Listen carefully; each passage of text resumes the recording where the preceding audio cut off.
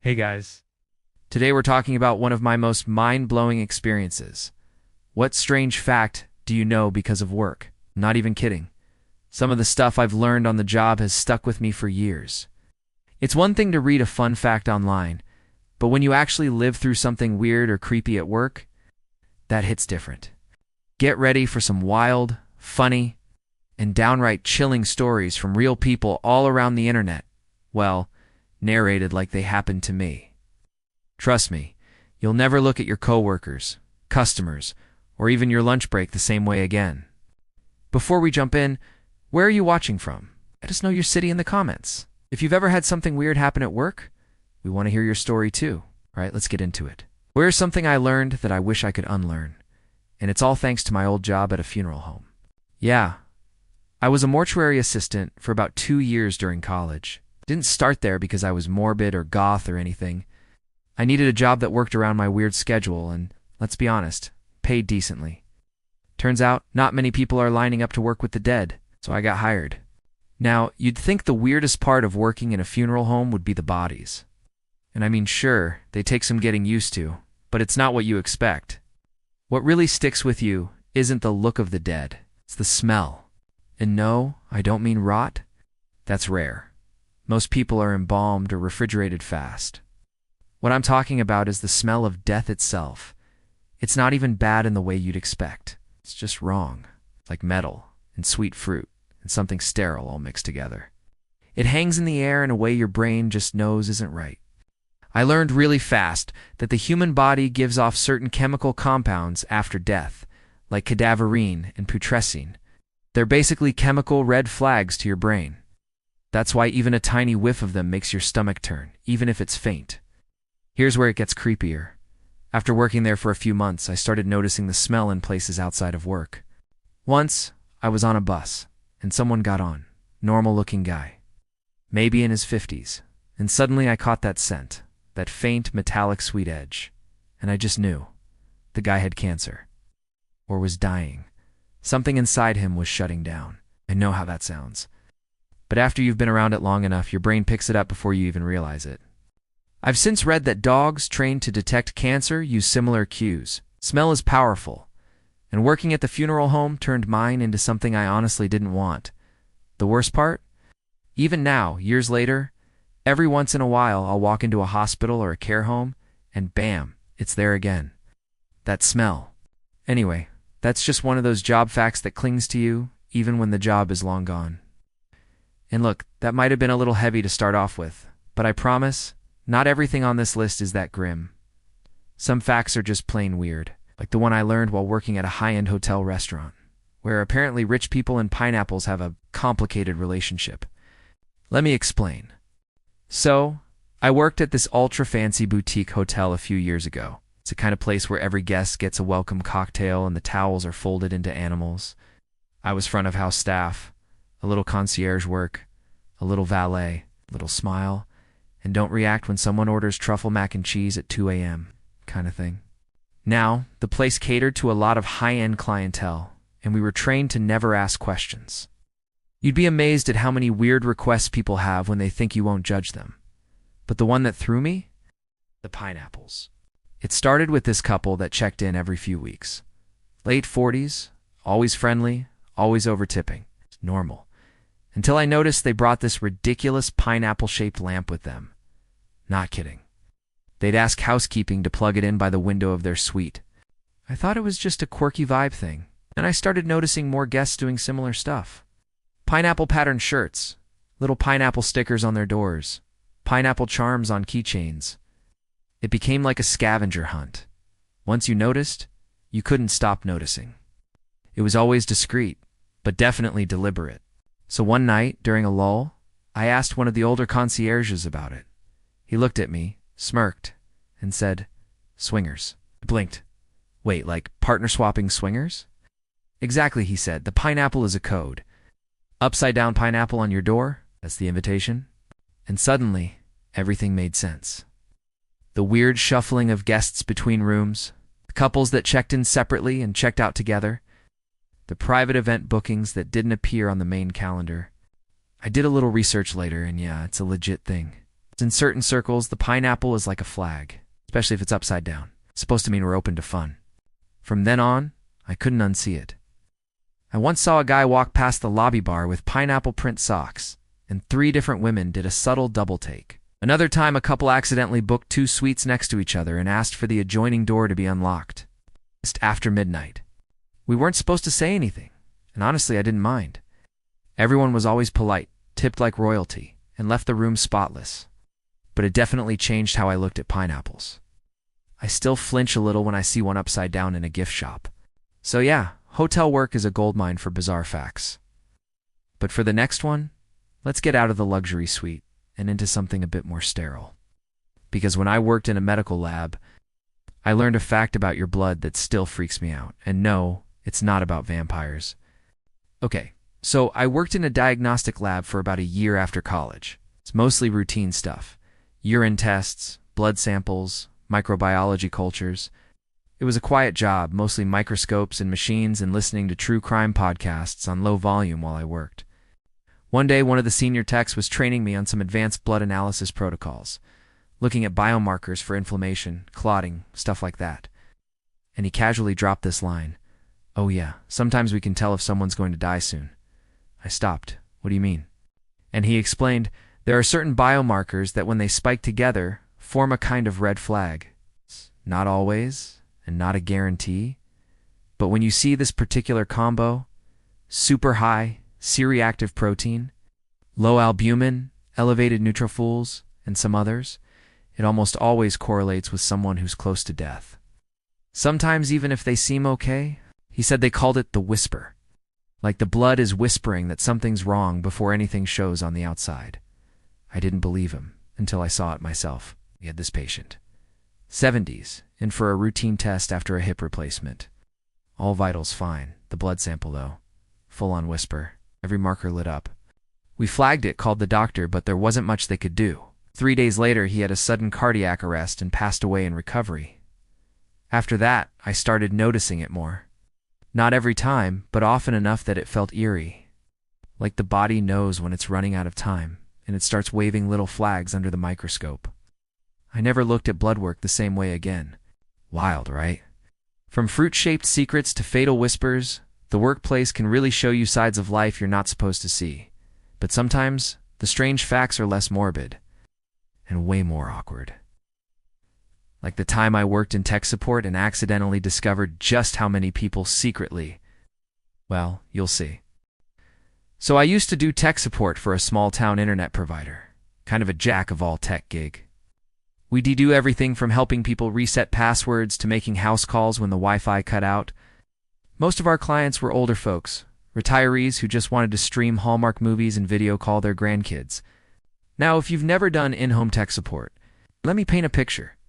People will invite you into their personal space, sometimes without realizing just how personal it really is. One client, let's call her Nancy, called because her internet had just stopped working that morning. She was super sweet over the phone, so I went out there same day. Little brick house, cat curled up in the window, smelled like cinnamon and lemon pledge. Harmless. She leads me to the router in her bedroom, which okay, no big deal. But as I'm crouching down by her nightstand, trying to reboot the modem, I spot it.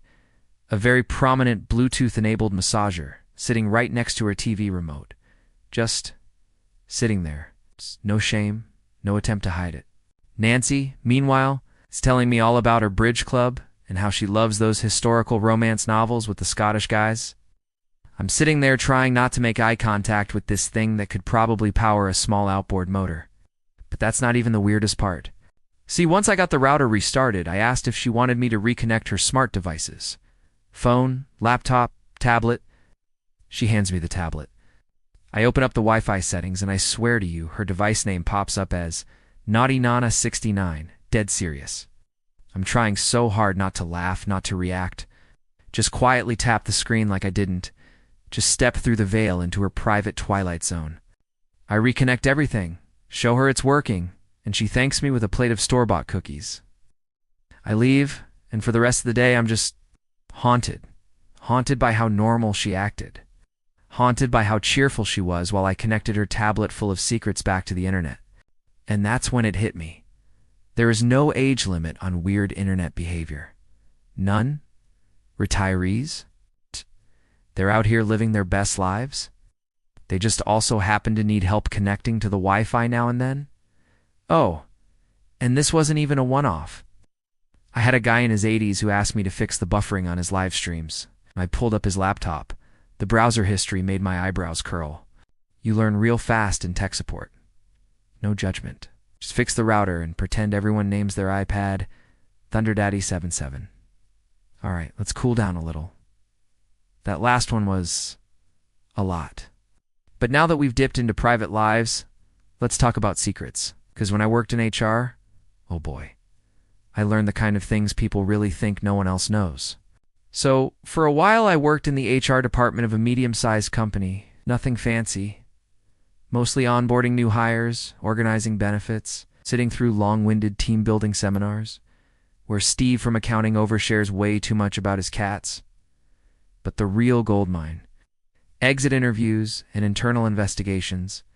Here is something wild I didn't realize before I got the job.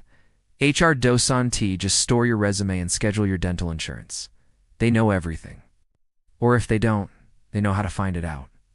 We once had a guy who kept taking long bathroom breaks that somehow always lined up with company-wide Zoom meetings. Suspicious, right? Our boss asked me to quietly check the building's keycard logs. Turns out, this dude was leaving the building and going to the Starbucks 2 blocks away every time we had a meeting. Not even subtle about it. He'd clock back in 45 minutes later with a cold brew in hand like nothing happened. I've also seen browser tracking software that logs every single tab you open. If you ever think they'll never notice I'm shopping for sneakers during work hours, they already know. They might not say anything, but they know. But the scariest thing I learned, how many employees cheat on their partners at work.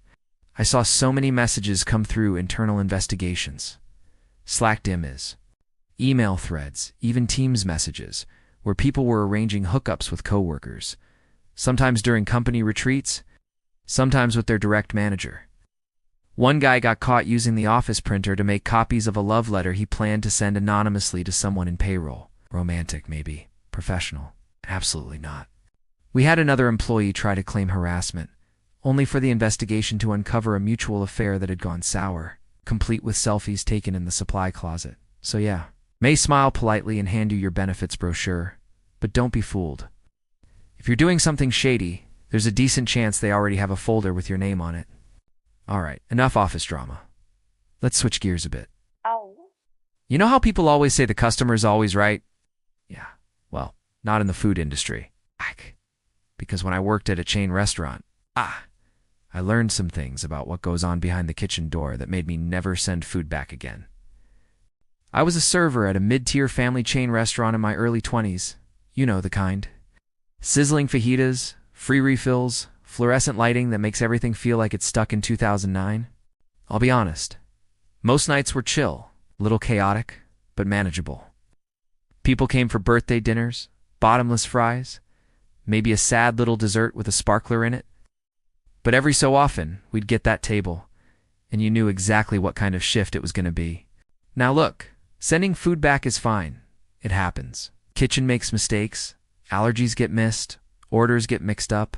It's how people do it that makes or breaks everything. There was this one guy, tall, early 40s, came in with a Bluetooth headset still in his ear. Big, do you know who I am? Energy? He orders a well-done steak. It comes out medium. Totally our bad. He doesn't even say anything. Just raises a single finger like he's hailing a butler, then snaps. I walk over, and before I can say anything, he just shoves the plate toward me and goes, "Do it right this time. No, please. No, this isn't quite what I ordered." Just full-on disrespect. I take it back to the kitchen. The line cook. Let's call him Reggie.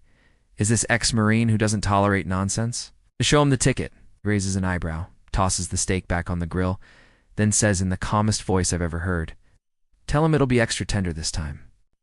Now, and I say this very seriously, I don't believe anything gross happened. No one spit in the food or did anything that would break health codes. But did that steak maybe? Spend a little extra time on the floor before going back on the grill? Possibly. Did it somehow get seasoned with extra hot cayenne just under the sauce? Maybe. It came back out with a smile. "Enjoy your meal, sir. He ate the whole thing without saying a word, tipped 5%. But honestly, it wasn't even the revenge moments that stuck with me. It was the little behind-the-scenes stuff.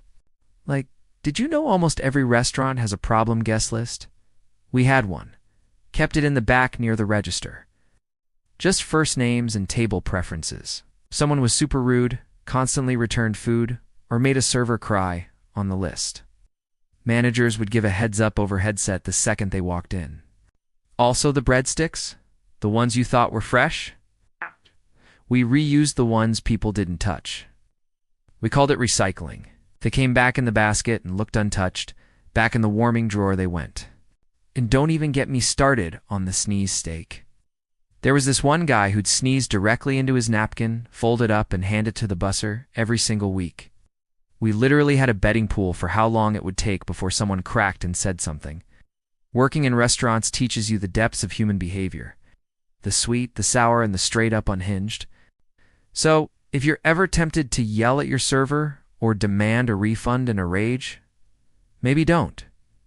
We remember. Okay, let's step out of the kitchen, because the next job I had was a whole different kind of pressure. Working as a 911 dispatcher, and let me tell you, the weirdest calls aren't what you'd expect. I used to be a 911 dispatcher. It was one of those jobs that sounded simple when I applied. Answer the phone, stay calm, send help. Easy, right? Not even close. The training alone was brutal. You're drilled on how to stay composed when someone's screaming at you. How to keep people alive with nothing but your voice. But no amount of training really prepares you for the moments that stay with you. This one happened on a rainy Thursday. Around 3 a.m. that time of night when everything is a little quieter, or should be, the call came in. I answered with the usual, 911, what's your emergency? But no one responded. At first I thought it was a missed dial. That happens more than you think. But then I heard something. Heavy breathing, like someone was trying not to be heard. I went into protocol, asked if they could cough once for yes, twice for no. All that, still nothing. Just shallow, terrified breathing, and then whispering. I couldn't make out what they were saying, just fragments. A child's voice. I swear they couldn't have been older than 8. Something about the closet, and he's still in the house. She kills. Went straight down my back. I routed the call to trace, which can take a minute if it's from a cell phone, and kept talking. Calm voice, steady rhythm, asked them yes, no questions. Tried to get the kid to confirm if they were alone, if someone was hurt, what kind of house it was. Then, out of nowhere, there was this loud thump. The call went silent. I don't think I've ever felt that level of dread before, like my heart just stopped. A few seconds later, we got the address from the trace. Suburban neighborhood, 2-story home. I dispatched officers immediately and stayed on the line, just listening to nothing. No breathing, no whispering, just static. Cops got there fast. Lights off, quiet entry. Turns out, the kid had been hiding in a laundry hamper in their mom's closet. Their stepfather had broken in drunk, angry, and looking for a fight. He didn't know the kid had a cell phone. They got him into custody without incident. The kid was okay, shaken up, obviously, but physically unharmed. I found out later the mom had gone to stay with a friend that night after an argument. Kid stayed behind, thinking he'd be safe. He wasn't. That call haunted me for weeks. Because here's the thing. As dispatchers, we don't see what happens. Hear it. We hear the panic, the silence, the impact. We hang up, and the world just moves on. We don't always get closure, but I'll never forget the sound of that kid's voice. Barely a whisper, just hoping someone was listening. Okay, I know that one was heavy. Take a breath. Not every strange work story is life or death serious. Sometimes it's just weird, like science fiction weird, especially when you work in research. Up next is something straight out of an X-Files episode, but I promise you it really happened. So, this happened during my junior year working as a research assistant in a university biomedical lab.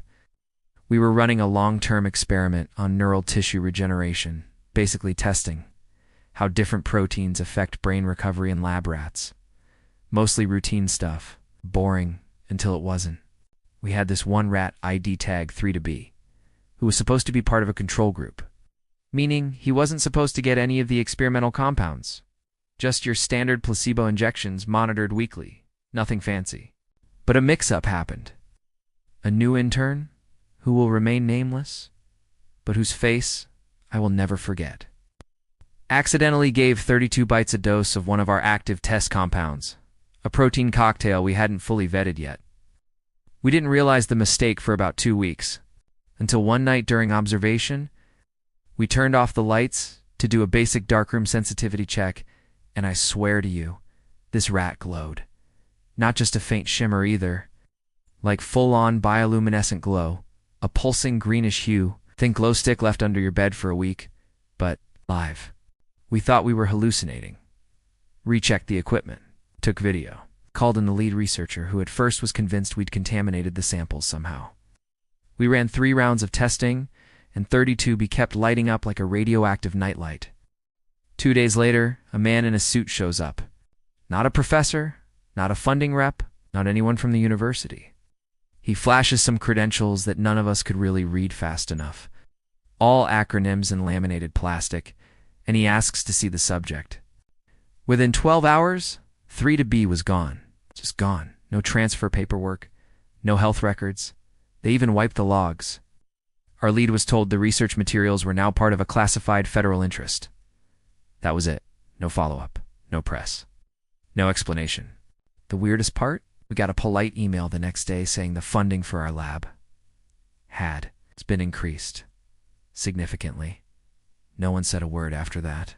Every now and then, I joke that 3B is probably running a secret government operation now, teaching other rats how to glow and read Russian, but deep down, I wonder what we actually created, and why it mattered so much to someone high enough up to come collect it personally.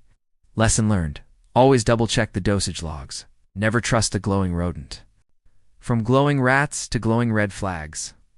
Let's switch gears a bit, because one of the strangest facts I ever learned from work came during my time helping with estate cleanouts, and stumbling across a hidden second life someone never told their family about. So a while back I worked part-time with a company that did estate cleanouts. Basically, we were the folks you called when someone passed away and left behind a house full of stuff. It was a mix of respectful sorting, low-key detective work, and every once in a while, complete chaos. This story takes place in a modest two-story home in the suburbs. Clean, well-kept. Belonged to a retired history teacher who'd passed away in his 80s. His adult kids, 3 of them, were lovely people. Very sentimental. They walked us through the whole house, pointing out things they wanted to keep. Old books, photo albums, a vintage record player. Everything else was ours to sort, donate, or discard. Now, the attic was kind of an afterthought. The daughter, I'll call her Megan, told us it's probably just old Christmas stuff and tax records. We never really went up there, even when Dad was alive. So we climbed the ladder. First thing we noticed? The smell? Not bad, not moldy. But dusty aged, like something hadn't been touched in decades. We flipped on our headlamps and got to work. At first, yeah, the usual stuff. Tinsel from the 70s. A fake tree. Boxes labeled bills 1991 to 1994, but behind one of the rafters was this oddly heavy wooden trunk. No label, no lock, just a tight, creaky lid. I opened it, expecting more decorations. Instead, stacks of very old photographs, black and white, all different people, men, women, even a few kids. All posed formally like portrait studio shots, but none of them were labeled, and some of them looked a little off, like the eyes didn't quite point in the same direction, or the smiles didn't fully reach the cheeks. Underneath the photos were diaries, handwritten, dozens of them, same handwriting spanning from the 1940s to the early 2000s. I flipped through the first one, just out of curiosity. And the first entry started with, "Another one came to me in the dream last night. Same face, different voice. I will try to draw it again before it fades." What followed was a pencil sketch. Rough, but striking, of a woman's face. Long hair, wide eyes. On the next page, a nearly identical sketch of the same woman, with subtle differences, like her expression had changed, or her pupils were wider. We kept going, page after page. Sketches, names, descriptions of dreams. 1 book per year. It became clear the guy had been logging his dreams every single night for decades, sometimes up to 5 entries a day. And it wasn't just dreams. Some of the later entries started to reference events that hadn't happened yet, and then did a local fire, a car accident. Even one entry from the early 90s that mentioned, "The towers fall, I see smoke and falling glass, but I don't know what city." That one was dated 1993. At that point, I called Megan back upstairs. She was quiet at first, just flipping through the books like her brain couldn't compute it. Then she said something I'll never forget. "He used to tell us stories about his dreams when we were little. We thought he was just making stuff up. We never realized he was writing them down. We ended up boxing the diaries and photos separately. Megan took them home with her. Said she wanted to read them all, to figure out if Dad was just eccentric or something else." I still think about that attic sometimes, about all the unnamed faces, about how this man quietly kept a second life filled with images and stories no one else knew existed. Not for money, not for fame, just because he had to. And part of me wonders if maybe, just maybe, he wasn't imagining it all. All right, we're down to our last one. Let's wrap this up with something a little strange, a little funny, and completely unforgettable. Sometimes the weirdest things you learn at work come from who you're working with. His happened a few years back when I was working in an office for a mid-sized logistics company, the kind of place where you spend 40 hours a week in cubicles with people you kind of like, but mostly tolerate.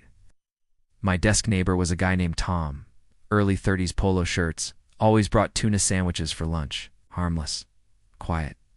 You'd forget he was even there half the time. Tom was one of those coworkers you never really talked to outside of, "Hey, did you see the memo? Are you heading to the vending machine?" He didn't join group lunches, skipped happy hours, and never talked about his personal life. But he was good at his job, on time, detailed, polite, so no one thought twice.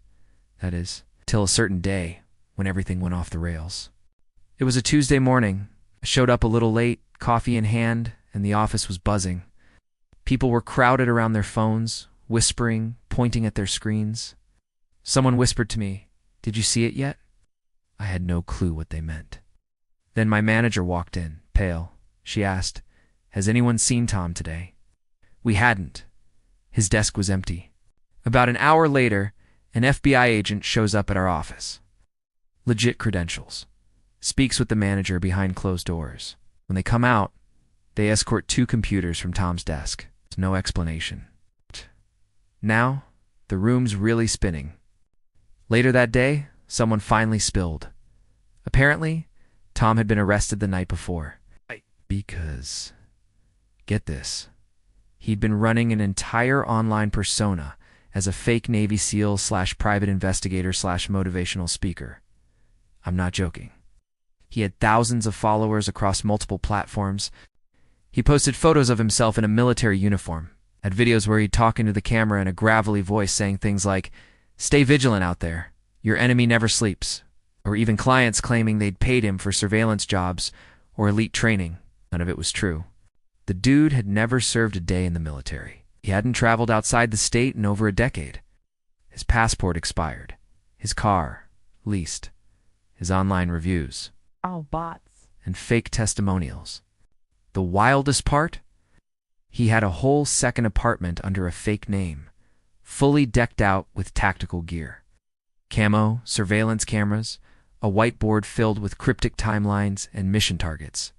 Like a movie villain who just drank too much Red Bull. Apparently, what tipped off the authorities was when he tried to file for government contracts using his fake credentials. The system flagged him. Suddenly, every lie he built came crashing down. But here's what still gets me. For 3 years, he sat next to me, quiet, calm, answering emails, crunching numbers, asking if I'd tried the new Thai place down the street. Meanwhile, he was moonlighting as a fake war hero with a side hustle in tactical life coaching. When I think about it now, it's weird how normal he seemed. Like, it made me question how well we really know the people we work with. How many other Toms are out there blending in, doing expense reports by day, and living a total fantasy by night? Makes you wonder. And that's it for today's stories. If you made it all the way to the end, hey, you're awesome. These were some of the weirdest, wildest things I've ever learned on the job. I hope they got you thinking. If you enjoyed these, do us a favor. Hit that like button, subscribe, and ring that bell so you never miss a video. And don't forget to drop a comment below. Tell us where you're watching from and which story hit you hardest. Or even better, share your own. Seriously, some of our best stories come straight from you guys, and who knows, might feature yours in the next one. Thanks for hanging out, and we'll see you in the next video. Stay weird out there.